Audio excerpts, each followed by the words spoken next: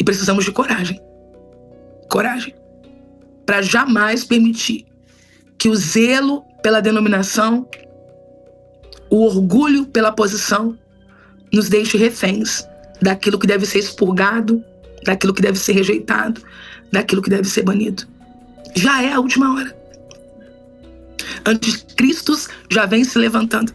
O relato da pastora Helena Raquel joga luz sobre o abuso contra mulheres nas igrejas do Brasil, expondo como a fé e a autoridade religiosa são manipuladas para praticar violências psicológicas, espirituais e sexuais. A denúncia evidencia o silenciamento das vítimas pela própria comunidade e reforça a urgência de acolhimento, responsabilização legal dos agressores e o fim da impunidade nesses ambientes.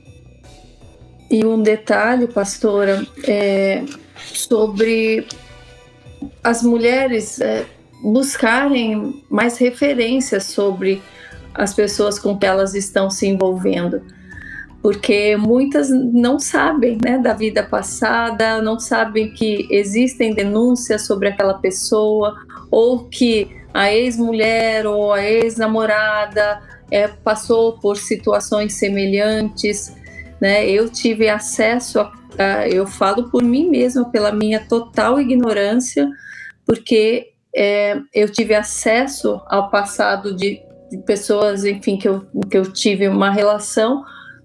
Depois da história vir à tona e a pessoa fala, olha, agora sim, eu me sinto mais próxima para te contar o que eu passei, porque antes eu achava que essa pessoa poderia ter mudado, eu me achava indigna de te buscar e te alertar, porque parecia que eu estava entrando numa vida que não dizia respeito a mim. Então, me solidarizo com a tua história agora, talvez tarde, mas quero mostrar que eu passei por a mesma história, que eu passei por coisas semelhantes e eu estou aqui por você. E a gente vê exatamente histórias se repetindo, né? Pessoas, às vezes, trocando somente de mulheres, ou falo também porque existem homens também que às vezes passam, né, por um caso de uma mulher que é narcisista e que às vezes vai passando de uma relação para outra e que ele vai repetindo a mesma história, as mesmas palavras, o mesmo jeito, modus operandi, né, aliciando crianças, abusando de patrimônios, do emocional, enfim, são tantas as vertentes, né, de um abusador, de um narcisista, de um pedófilo, que a gente poderia aqui citar uma série de coisas, mas como você falou, infelizmente, isso vai se repetindo, né? Ele pode dar tchau para uma pessoa e já está dando oi para a próxima vítima. No mesmo dia que eu ministrei essa mensagem, dentro dessa mensagem eu falei sobre histórias editadas. Às vezes a pessoa chega para você, te conta uma história triste, que tem uma realidade, mas ela foi editada. E qual parte foi editada? É a parte que ele entra como responsável pelo que aconteceu.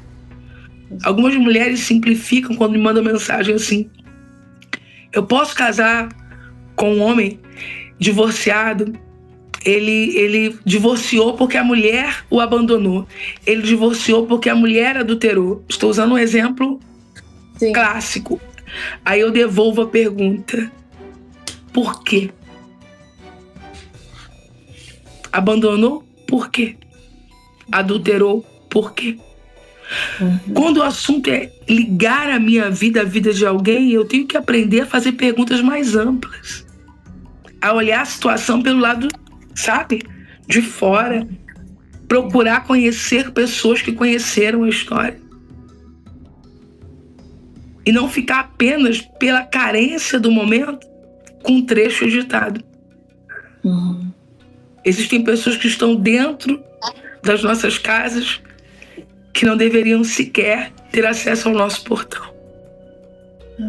E isso não tem nenhuma relação com o evangelho, com salvação, não é isso.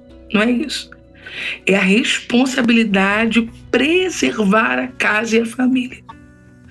Só que os olhos da carência, Karina, eles são turvos. Por isso você precisa se sentir amada por Deus, para você não se deixar conduzir por essa necessidade de alguém. E agora eu não falo só de relacionamento íntimo, conjugal, não, amigos. Você imagina naquela situação de Salomão, que tem as duas mulheres na mesma casa, e uma, o filho morre, a outra vai e troca, né, o bebê. Olha a estirpe da pessoa com quem ela dividia a casa. Às vezes a gente vai trazendo gente para a vida da gente sem avaliar nada. Sempre houve a necessidade de cuidados, mas hoje, nesses dias que vivemos, muito mais. Procure conhecer. Agora já se fala em questão de leis, eu não sei profundamente sobre, mas eu li alguma coisa, a possibilidade de haver um cadastro, né? Com esses nomes dessas pessoas e tal. Isso ajudaria muito, muito. Sim. Claro que podem acontecer equívocos, homônimos, né? Nem todas as coisas acontecem com a perfeição que nós gostaríamos. Mas a gente precisa, né, se proteger um pouco mais e ajudar mulheres a se protegerem também, que não têm a mesma consciência que a gente tem nesse sentido. Por que negar que em nossas equipes acontecem sim a presença de pessoas que não vivem à altura de ser igreja, que se escondem, que se camuflam? A igreja verdadeira, a igreja santa, se levanta, não aceita, se posiciona, não tem medo de retaliações, ama o irmão pecador, mas jamais se alia com o pecador que se finge de irmão, com aquele que de forma reiterada zomba de Deus, zomba da fé, pecando e fazendo pecar. Escandaliza não só as pessoas, mas sobretudo os pequeninos, que foi sobre estes que Jesus disse que seria melhor uma pedra amarrada ao pescoço, lançado ao mar, do que fazendo um pequeno tropeçar. Precisamos conhecer a verdade para anunciá-la com verdade. Orarmos em todo o tempo, com toda oração e súplica no Espírito Santo, e vigiar para detectarmos essas presenças malignas. Precisamos do dom de discernimento de espíritos para não sermos facilmente enganados. E precisamos de coragem. Coragem para jamais permitir que o zelo pela denominação, o orgulho pela posição, nos deixe reféns daquilo que deve ser expurgado, daquilo que deve ser rejeitado, daquilo que deve ser banido. Já é a última hora. Anticristos já vêm se levantando. Aqueles que falam contra o que Cristo já disse. Mas eu tenho certeza, Karina, que estamos vivendo um tempo de despertamento e de reposicionamento, onde se cumprirá uma vez mais a palavra que diz: os sujos se sujarão mais ainda.